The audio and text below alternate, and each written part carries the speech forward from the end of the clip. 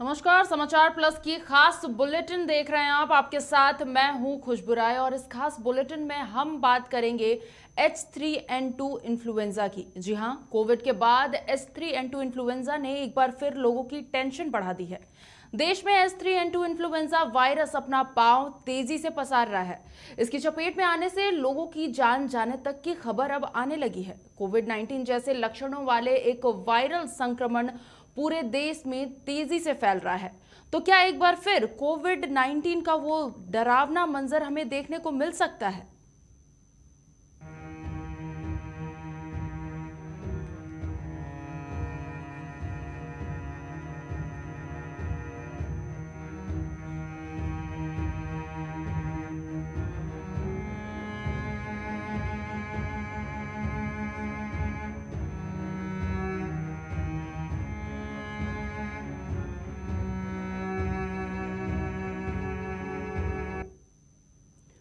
तो H3N2 influenza virus के कारण पहली मौत की खबर कर्नाटक से आई थी और दूसरी हरियाणा से बताई जा रही है। ये मौत का आंकड़ा बढ़ भी सकता है अगर हम सावधानी ना बरते। खैर, सबसे पहले जान लेते हैं कि इस खतरनाक H3N2 इन्फ्लुएंजा वायरस के बारे में कि आखिर ये कैसे फैलता है और इसके लक्षण क्या है। एक बार फिर वायरस का खतरा। एक नए वायरस ने कहर ढाना शुरू किया। देश के कई राज्यों में फैल चुका है ये वायरस। कई राज्यों में मौत की आ रही है खबर। H3N2 वायरस यानी इन्फ्लुएंजा वायरस ने अपना कहर दिखाना शुरू कर दिया है। इस नए वायरल संक्रमण ने देश के कई राज्यों में लोगों को अपना शिकार बनाया। ये वायरस कोरोना वायरस की तरह फैल रहा है और इसके लक्षण भी कोरोना की तरह ही है। H3N2 वायरस इन्फ्लुएंजा के प्रकोप ने पूरे देश में चिंता बढ़ा दी है। ये वायरस उस समय देश में दस्तक दे रहा है जब 3 साल बाद देश कोरोना वायरस से पूरी तरह उभर चुका है। बच्चे और बुजुर्ग बहुत तेजी से इस नए वायरस की चपेट में आ रहे हैं। देखिए, अभी झारखंड में कोई केसेस तो नहीं मिले हैं, लेकिन जो भी H3N2 जो टाइप ए इन्फ्लुएंजा की सब टाइप है, इसमें 2 डेथ अभी तक रिपोर्ट है, जो एक कर्नाटका में रिपोर्टेड है। लेकिन झारखंड में अभी कोई केसेस नहीं है ऐसा। लेकिन फिर भी हमें जो भी सूचना मिली है उसके आधार पर हमें सतर्क रहने की आवश्यकता है, और क्योंकि हम जितना सतर्क रहेंगे उतने ही सुरक्षित रहेंगे। आइए जानते हैं इस वायरस के लक्षण क्या क्या है। काफी दिनों तक सूखी खांसी रहना, नाक बहना, तेज बुखार, चेस्ट कंजेशन। WHO के मुताबिक H3N2 वायरस इन्फ्लुएंजा से संक्रमित होने पर बुखार, खांसी, सिर दर्द, जोड़ों में दर्द, थकावट जैसे लक्षण नजर आते हैं। डॉक्टरों का मानना है कि कोरोना के बाद हमारी इम्यूनिटी कमजोर हो गई है। ऐसे में न सिर्फ वायरल इन्फेक्शन के केस बढ़ रहे हैं, बल्कि इनकी गंभीरता भी बढ़ रही है। ये इन्फ्लुएंजा वायरस आपके अपर रेस्पिरेटरी ट्रैक्ट को प्रभावित करता है। इन्फ्लुएंजा के 4 टाइप अभी देखे जा रहे हैं, A, B, C और D। रिसर्चर बता रहे हैं कि सीवियर एक्यूट रेस्पिरेटरी इंफेक्शन से पीड़ित आधे से ज्यादा लोग H3N2 से संक्रमित मिले हैं। H3N2 से सबसे ज्यादा खतरा गर्भवती महिलाओं, 5 साल से कम उम्र के बच्चे, बुजुर्ग और किसी भी बीमारी से जूझ रहे व्यक्ति को ज्यादा है। इसके अलावा हेल्थ केयर वर्कर्स को भी इन्फ्लुएंजा से संक्रमित होने का खतरा ज्यादा है। कोरोना की महामारी ने हमारे जीवन को किस तरह प्रभावित किया था, ये हमें आज भी याद है। ऐसे में यह नया वायरस आने वाले दिनों में कितना महंगा पड़ेगा, ये अनुमान करना अभी मुश्किल है। लेकिन हम सतर्क रहें और सावधान रहें, यही हमें और हमारे परिवार को सुरक्षित रखेगा। तो H3N2 वायरस को लेकर लोगों के बीच टेंशन है, ओहापोह की स्थिति है कि आखिर ये जो नया वायरस है ये किस तरीके से संक्रामक है, किस तरीके से लोगों को नुकसान पहुंचा सकता है। पहले भी हमने आपको बताया कि अब इसे लेकर लोग जागरूक धीरे धीरे होना शुरू हो चुके हैं। हालांकि 2 मौत की पुष्टि हुई है, एक कर्नाटक एक हरियाणा से। H3N2 आखिर है क्या और इसे किस तरह से देखा जाए, क्या है इसके लक्षण और क्या कुछ है इसके बचाव, इन तमाम मुद्दों पर बातचीत करने के लिए हमारे साथ हमारे पैनल पर 2 डॉक्टर्स जुड़ रहे हैं। सबसे पहले मैं डॉक्टर RK जायसवाल जो कि फिजिशियन और चाइल्ड स्पेशलिस्ट है, उनका स्वागत करना चाहूँगी। और हमारे साथ एक लेडी डॉक्टर है, डॉक्टर नम्रता शरण, जो कि एक कंसल्टेंट पैथोलॉजिस्ट है। आप दोनों का बहुत बहुत स्वागत है हमारे इस स्पेशल डिस्कशन प्रोग्राम में। और मेरा पहला सवाल डॉक्टर RK जायसवाल आपसे रहेगा। लगातार जैसे कि हम देख रहे हैं कि आज के दौर में ये जो संक्रमण है कई तरह के देखने को मिल रहे हैं। कोविड-19 से शुरू हुआ, उसके बाद उसके कई सारे वेरिएंट आए। अब जो ताज़ा खबर हम देख रहे हैं उसमें यह पता चल रहा है कि H3N2 इन्फ्लुएंजा जो है लोगों के बीच काफी तेजी से फैल रहा है। H3N2 इन्फ्लुएंजा आखिर है क्या? H2N3 इन्फ्लुएंजा जो है से इन्फ्लुएंजा ए वायरस का एक सब टाइप हो गया। एक वायरस में RNA वायरस है और जो कि ड्रॉपलेट मैंने थूक के बूंद से या माइक्रो मिनट में जैसे बूंदी होती है खांसने से, या आप नाक को छुए और कहीं पर छू देते हैं, उससे कोई व्यक्ति छूता है या दूसरा व्यक्ति को उसको छूकर अपने मुंह में लगाता है तो उससे इन्फेक्शन होता है। ये इन्फेक्शन चूँकि रेस्पिरेटरी ट्रैक्ट में होता है, माने श्वसन की नली से होती है, गला से हो सकता है, नाक से हो सकता है और नाक के नीचे लंग्स में जा सकता है। बिल्कुल। डॉक्टर नम्रता, आपकी तरफ आना चाहूंगी। H3N2 इन्फ्लुएंजा के बारे में बात कर रहे थे हम, आप इसको देख रही हैं सामने से, करीब से आप इन चीज़ों को समझती है, क्योंकि जहां तक हमने पढ़ा है, हमने जाना है तो RT-PCR टेस्ट जो है आपने ही 2020 में झारखंड में लॉन्च किया था। अभी ये H3N2 इन्फ्लुएंजा को किस तरीके से देख रही है, कितना खतरनाक है ये? H3N2 अभी फिलहाल झारखंड में हमारे पास एक भी पॉजिटिव केस नहीं आए, पर जिस तरह से ये कुछ केसेस डिटेक्ट हुए हैं, प्लस मौत की भी कुछ पेशेंट्स के मौत की भी खबर आई है, तो मुझे लगता है कि अगर इस तरह के सिम्टम्स मिले जैसा कि सर ने बताया अभी, तो इन सिम्टम्स में टेस्ट ज़रूर कराएं। RT-PCR टेस्ट हमारे पास भी अवेलेबल है, जिसमें कि हम लोग H1N1, H3N2 दोनों ही इन्फ्लुएंजा के स्ट्रेन, इन्फ्लुएंजा ए के दोनों सब टाइप कर रहे हैं, क्योंकि ये स्ट्रेन ही पैंडेमिक लाने में कारगर हो सकते हैं आगे चल के। तो जिस तरीके से ये H3N2 इन्फ्लुएंजा आगे बढ़ रहा है, लगातार इसके कई संक्रमण के मामले सामने आ रहे हैं और अस्पतालों में भी देखें तो जो मरीज है उनकी बढ़ोतरी हो रही है, तो क्या H3N2 इन्फ्लुएंजा कोविड की तरह ही लोगों पर प्रभाव डाल रहा है? H3N2 चूंकि अभी तक पॉजिटिविटी नहीं आई है झारखंड में, पर सतर्क रहने की ज़रूरत है, क्योंकि कोविड के भी केसेस इसी तरह से शुरुआत हुई थी। पहले कर्नाटक में और जगह पे दिखे थे, पर धीरे धीरे 2-4 महीनों के अंदर झारखंड में भी केसेस पॉजिटिव आने शुरू हो गए थे। तो मुझे लगता है कि ज़रूर से ही एक बार सतर्क रह करके टेस्ट कराने में कोई परेशानी नहीं है। अगर सिम्टम्स पॉजिटिव आते हैं, जैसे कि सर ने बताया, सूखी खांसी और ड्रॉपलेट इन्फेक्शन है ये, तो बूंद से जो है होता है, तो इन्फेक्शियस तो है, इन्फेक्शन फैलने वाला भी है, तो सतर्कता बरतनी चाहिए। मास्क और बाकी चीज़ों का की जो कि हमने कोविड-19 में बरती, पर शुरुआत में अगर टेस्टिंग्स हो जाए और पता चल जाए कि पॉजिटिव हैं, तो जल्दी ही बीमारी का इलाज संभव है। बिल्कुल। यहाँ एक और सवाल रहेगा आपसे डॉक्टर नम्रता, कि यहाँ पर जैसे हमने कोविड-19 के दौर में देखा था कि उसका जो ट्रांसमिशन था वो काफ़ी तेज़ी से हो रहा था, स्प्रेड बहुत ज़्यादा था। क्या H3N2 इन्फ्लुएंजा भी उसी तरीके से स्प्रेड हो रहा है लोगों के बीच?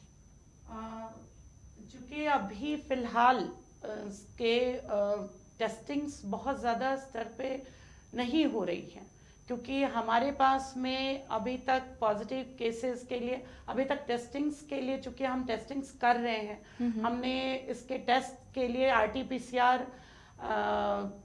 सारे टेस्ट करने के लिए H1N1, H3N2, influenza A B complete influenza panel available किया है, जो कि हमारे पास में हैं, जो हम टेस्टिंग्स कर सकते हैं और जितनी जल्दी हो रिपोर्ट भी इशू कर सकते हैं पेशेंट्स को। लेकिन अभी तक मुझे नहीं लगता कि ज़्यादातर लोग उजागर हैं और सामने आ रहे हैं। जिनको भी सिम्टम्स हैं, कोविड नेगेटिव हैं, उनको ये टेस्ट ज़रूर कराने चाहिए। अगर जब टेस्ट होंगी तभी पता चल पाएगा कि कितने केसेस पॉजिटिव हैं या कितने केसेस नेगेटिव आ रहे हैं। बिल्कुल। डॉक्टर जायसवाल, आपसे जानना चाहूंगी कि क्या ये जो H3N2 इन्फ्लुएंजा है ये भी कोविड-19 की तरह ही फैल रहा है, लोगों के बीच उतनी तेजी से बढ़ रहा है? क्या इसका स्प्रेड जो हो रहा है या इसकी जो तेजी है उसी तरीके से देखी जा रही है? अभी उतनी तेजी से नहीं फैल रही है, लेकिन एक व्यक्ति को अगर, चूंकि झारखंड में अभी आया नहीं है, लेकिन ये अगर आता है और लोग सावधानी नहीं बरतते हैं, जैसे कि कोविड में हम लोग बरतते थे, कुछ दूरियां मेंटेन करना है, 6 फीट की दूरी, 5 फीट की दूरी, मास्क लगाना है, नज़दीक से बात नहीं करनी है।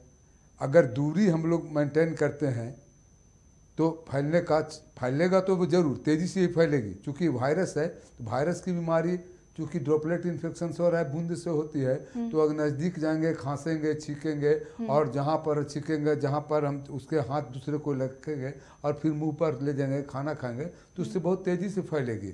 ये नहीं कि कोरोना के तरह ही फैल सकता है ये बीमारी, लेकिन अभी ये उतना घातक नहीं हुआ है। लेकिन ये चूँकि सिम्टम इसका माइल्ड भी हो सकता है, मामूली देह हाथ में दर्द, थोड़ा सा सर्दी हो गया, स्नीजिंग हो गया, गला में खराश हुआ, इतना हो सकता है। लेकिन एक्यूट रेस्पिरेटरी डिस्ट्रेस भी हो सकता है, सीवियर श्वसन की बीमारी हो सकती है, जिससे जान का खतरा हो सकता है। तो इसमें फैलने का चांस है, अगर सावधानी नहीं बरती जाए और अगर पॉजिटिव केस आते हैं तो निश्चित रूप से वायरस है तो वायरस फैलेगा। बिल्कुल। डॉक्टर नम्रता, यहाँ मैं बात करना चाहूंगी लक्षणों की। लगातार हम देखते आ रहे थे कि कोविड-19 के बाद जितने भी वायरस आए, जो भी लोगों के बीच संक्रमण फैल रहा था, तो उसमें सारे में समान लक्षण पाए जा रहे थे। H3N2 में भी क्या समान लक्षण पाए जा रहे हैं? H2N3 में भी लक्षण हर व्यक्ति में अलग अलग हो सकता है। ये नहीं कि मेरे को ये लक्षण है और मुझसे ही फैलकर दूसरे का बॉडी कैसा है, बॉडी पर डिपेंड करता है, उसका रिस्पॉन्स बॉडी किस तरह से करता है। तो किसी को देखेंगे H3N2 का इन्फेक्शन हुआ, मामूली सर्दी हुआ, जिसको राइनोरिया बोलते, मामूली सर्दी और खराश हुआ और वो चला गया। किसी को सिर्फ बुखार हुआ और सर्दी भी हुआ, अब बॉडी एक बहुत होता है, देह हाथ में बहुत दर्द भी हो सकता है। तो ये सिम्टम, तीसरा सिम्टम होगा। चौथा सिम्टम होगा कि ज़्यादा खांसी, निमोनिया भी हो सकता है। और जिसको, अगर जो व्यक्ति इम्यूनोकम्पर माने जिसको किसी तरह का और बीमारी है जिससे इम्यूनिटी घट गई है, तो एक्यूट रेस्पिरेटरी डिस्ट्रेस सिंड्रोम में जा सकता है। श्वसन की क्रिया बहुत गड़बड़ा जाएगी और उससे जान जाने का खतरा बढ़ सकता है। डॉक्टर नम्रता, आपसे जानना चाहूंगी कि जिस तरीके से अभी यहाँ डॉक्टर जायसवाल बता रहे थे कि क्या क्या लक्षण जो है वो लोगों में देखे जा सकते हैं, जो संक्रमित मरीज है उनमें देखे जा सकते हैं, आप किस तरीके से देखते हैं? क्या H3N2 के जो लक्षण है वो कोविड-19 के ही लक्षणों के जैसे हैं? लक्षण काफ़ी मिलते जुलते हैं, पर जैसा सर ने बताया, ये लक्षण बहुत कम भी हो सकते हैं। जैसे कोविड-19 में कुछ पेशेंट जिनकी इम्यूनिटी जिसको बोलते हैं, जो होती है कि शरीर की बीमारी से लड़ने की जो क्षमता होती है, तो किसी किसी में ज़्यादा होती है। तो वो क्षमता ज़्यादा होने की वजह से लक्षण कम नज़र आते हैं। पर कुछ लोग जो पहले से बीमार हैं, जिनको पहले से डायबिटीज़ है, शुगर की बीमारी है, या पहले से किसी तरह के कैंसर के पेशेंट हैं, या पहले से जिनकी उम्र ज़्यादा है, जैसे कि हमने कोविड-19 में भी देखा कि ये इन चीज़ों पर बहुत ज़्यादा डिपेंड करता है, बहुत ज़्यादा निर्भर है। तो फिर इसी के हिसाब से लक्षण आ रहे थे।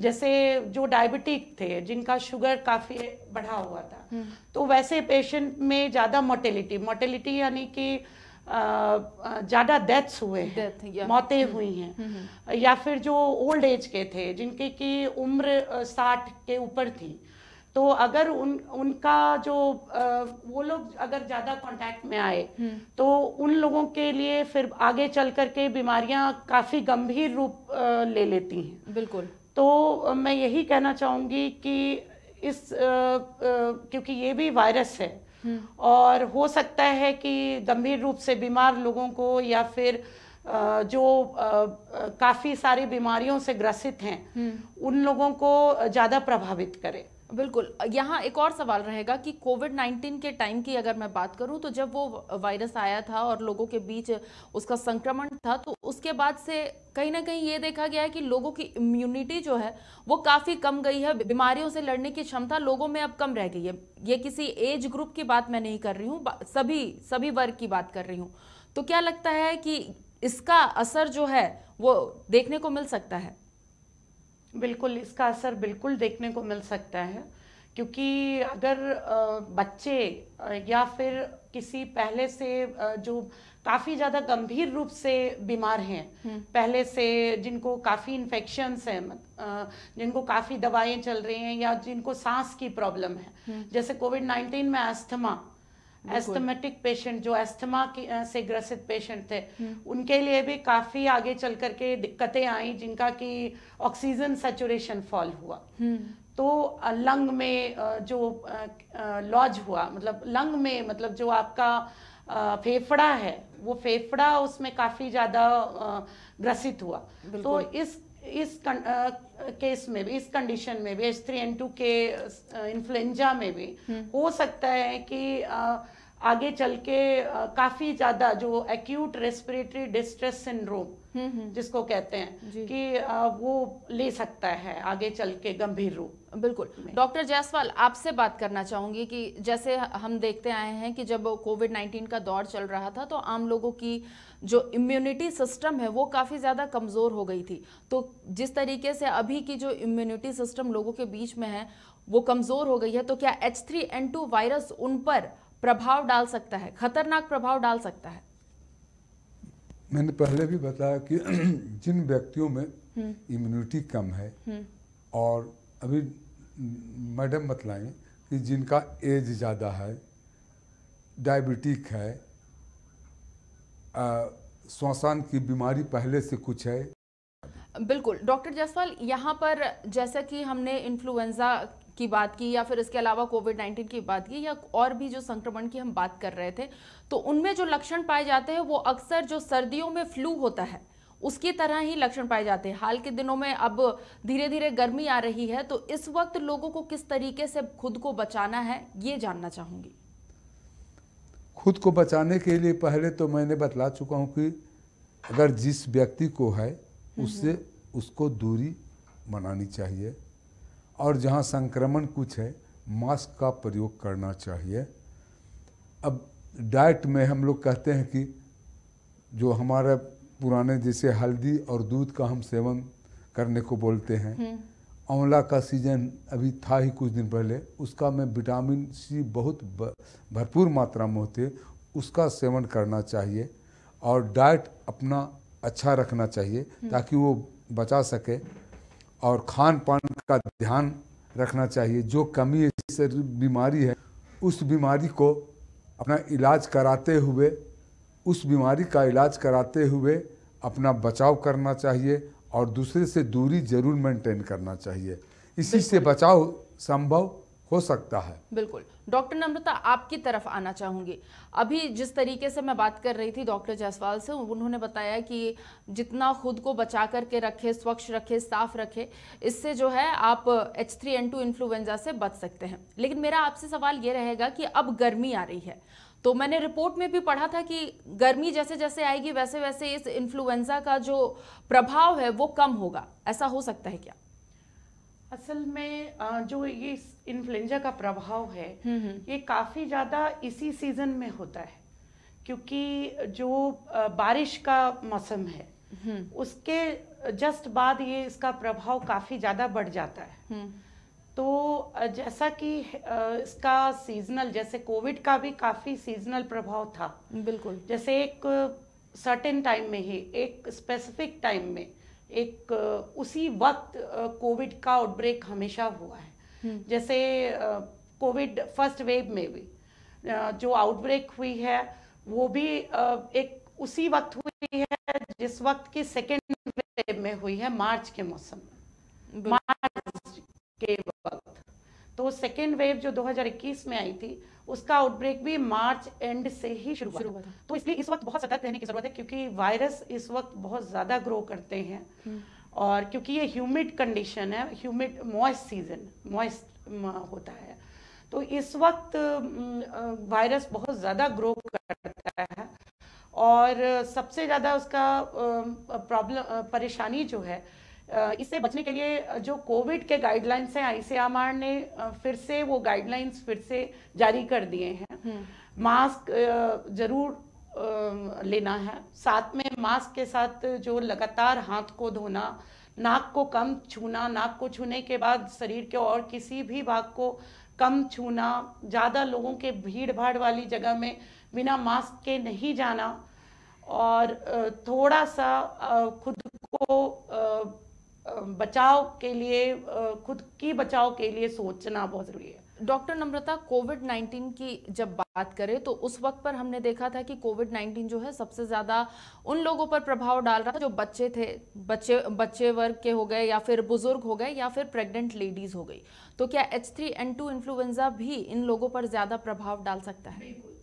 क्योंकि इनकी इम्यूनिटी, जो शरीर की बीमारियों से बचाव करने की क्षमता होती है वो कम होती है बाकियों के बनस्पत। लेकिन उन लोगों को भी सतर्क रहना चाहिए जो यंग हैं, जो यंग लोग हैं उनको भी सतर्क रहना चाहिए, जिनको कि किसी तरह की कोई बीमारी है पहले से, जैसे डायबिटीज है, जैसे आपका डायबिटीज के अलावा अगर मान लीजिए पहले से कोई किसी तरह की कुछ गंभीर बीमारी है तो यंग लोगों को भी सतर्क होना चाहिए। जैसा कि देखा गया है कोविड-19 में काफी यंग लोगों की भी मौतें हुई हैं, और जो हमने देखा है जिस तरह की पॉजिटिविटी आई है, काफी यंग लोग भी सेकेंड वेव में रिकवर नहीं कर पाए थे, जिनकी की इम्यूनिटी बहुत कम थी, जिनकी जो शरीर की लड़ने की क्षमता होती है बीमारियों से वो कम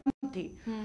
तो चाहे वो किसी भी कारण से हो, चाहे खान पान की कमी की वजह से हो, या फिर किसी बीमारी की वजह से उनकी शरीर की लड़ने की क्षमता कम हो दूसरी बीमारियों से, तो मैं यही कहना चाहूंगी कि उन लोगों को बहुत सतर्क रहना चाहिए जिन लोगों को कोविड-19 बहुत सीवियर हुआ था। बिल्कुल।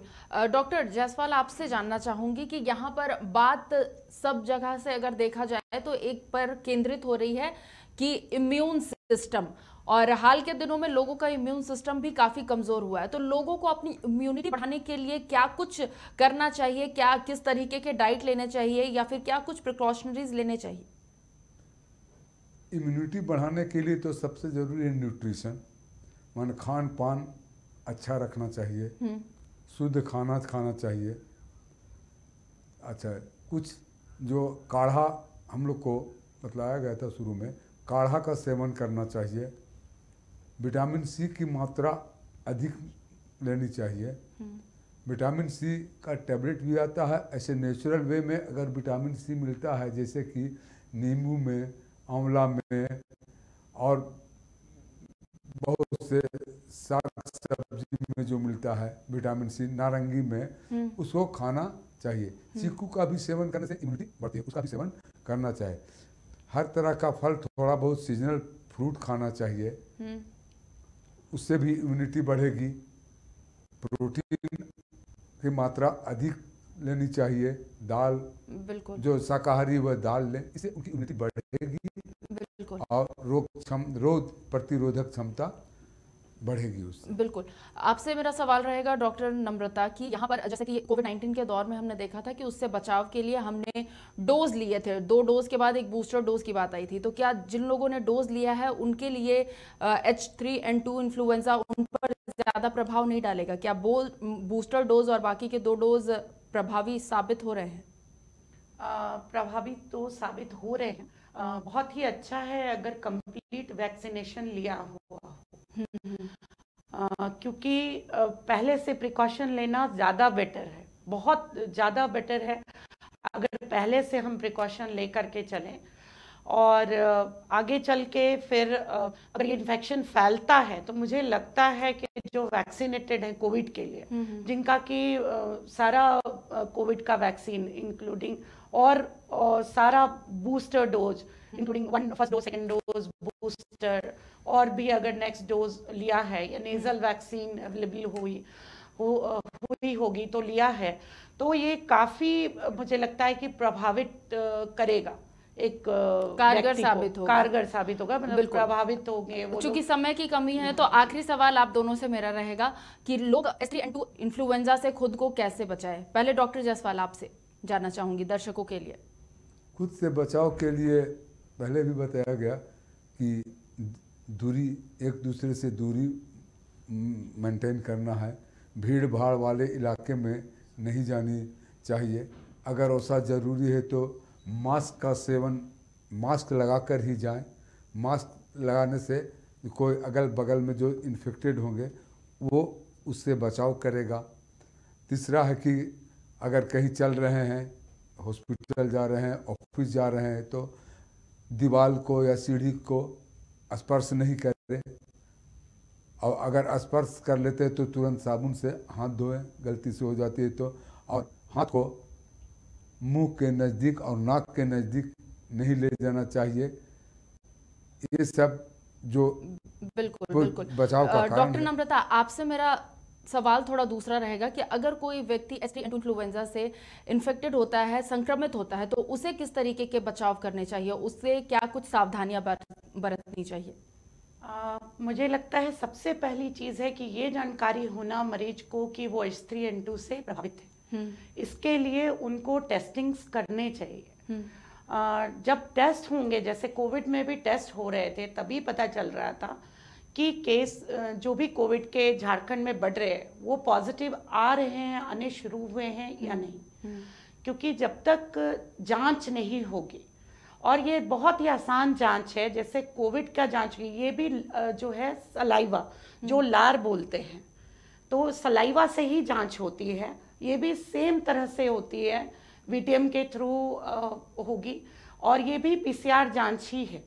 तो जब तक जांच नहीं होगी तब तक ये पता नहीं चलेगा, और हो सकता है कि उसके स्वरूप आगे चल के काफ़ी भयावह भी हो इन पेशेंट्स में, इन लोगों में जिनकी इम्यूनिटी पहले से लो है। तो मुझे लगता है कि जांच बिल्कुल होनी चाहिए, तभी पता चल पाएगा कि पॉजिटिव हैं या नहीं है H3N2 के लिए। बिल्कुल। और अगर पॉजिटिव हैं तो फिर उसी हिसाब से फिर इलाज के लिए आगे बढ़ना चाहिए।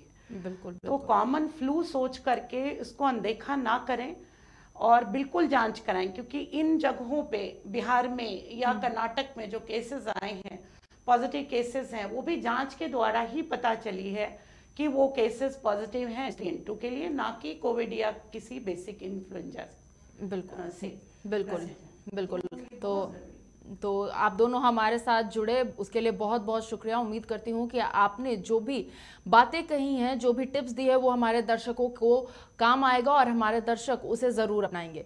तो हम बात कर रहे थे H3N2 इन्फ्लुएंजा की। कुल मिलाकर देखा जाए तो H3N2 इन्फ्लुएंजा भी कोरोना की ही तरह है, यानी सावधानियां भी आपको कोरोना के जैसे ही बरतनी पड़ेगी। स्वच्छ रहें, स्वस्थ रहें, अपना और अपनों का ख्याल रखें। मेरे साथ इस खास बुलेटिन में बस इतना ही। मुझे दीजिए इजाजत। नमस्कार।